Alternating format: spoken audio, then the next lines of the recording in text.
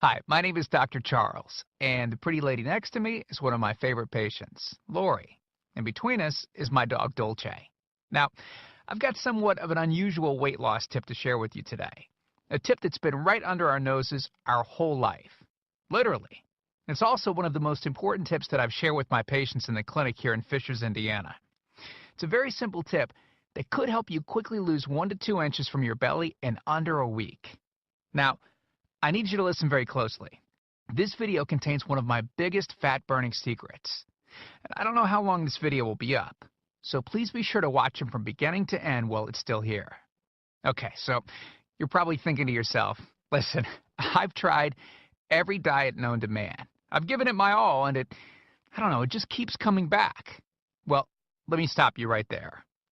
This is not some magical weight loss pill. It has nothing to do with that crazy acai berry garbage or any special weight loss drops or any of the other incredibly scammy weight loss gimmicks that we see all over the internet these days. In fact, these tips date all the way back to the 1950s and help explain why the majority of all Americans are now considered obese. And no, it might not be because we eat too many bad foods. I'll show you how you should be able to eat some bad foods and still lose weight. Hey, believe it or not, it's not your fault. But before I get into the specifics, let me quickly tell you a little bit about myself. First of all, I'm a board-certified chiropractic physician, certified wellness practitioner, certified advanced nutritionist, speaker, author, have helped thousands worldwide. One more thing, before we go any further, let me tell you about someone that I'm extremely proud of, a patient of mine named Lori. Now, she was your typical working mom with 3 children to take care of.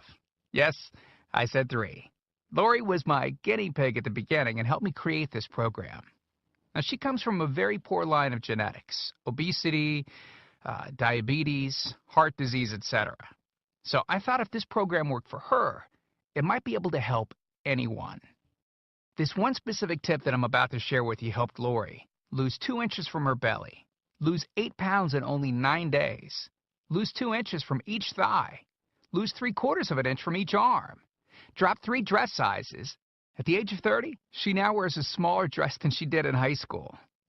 Now, I know you're probably skeptical, and I don't blame you. I mean, it sounds like something so dramatic that it must be torn from one of those supermarket tabloids, right?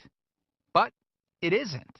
Lori ultimately lost a whopping 90 pounds of fat and dropped 16 dress sizes. 16! Lori went from this, 210 pounds, which, by the way, is the weight that she couldn't get rid of after her last pregnancy, to this, 120 pounds.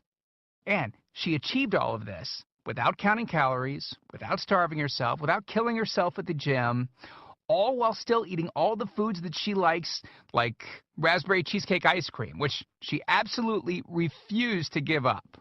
Her friends are jealous, and acquaintances can't believe that she's ever even been pregnant. Listen, when it comes to weight loss, unfortunately, women get the short end of the stick. It's definitely harder for women to lose weight. In fact, women have been hardwired to not lose weight. And no matter how cheesy what I'm about to tell you sounds, it all makes perfect sense if we stop and think about it. Let me explain.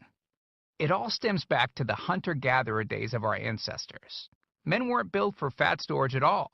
Men were built to be lean and fast to hunt food. How men can even accumulate fat at all goes completely against our genetics.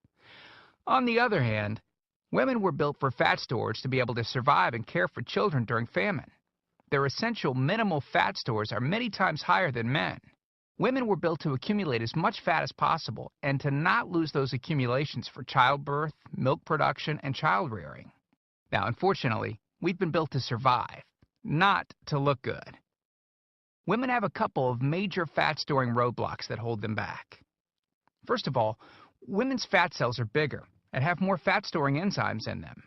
Men's fat cells have more fat-burning enzymes and are much smaller. Women honestly do have a lot more working against them, which is why the steps I'll be outlining in this presentation work so well. Second, estrogen multiplies fat-storing enzymes, making them gain weight around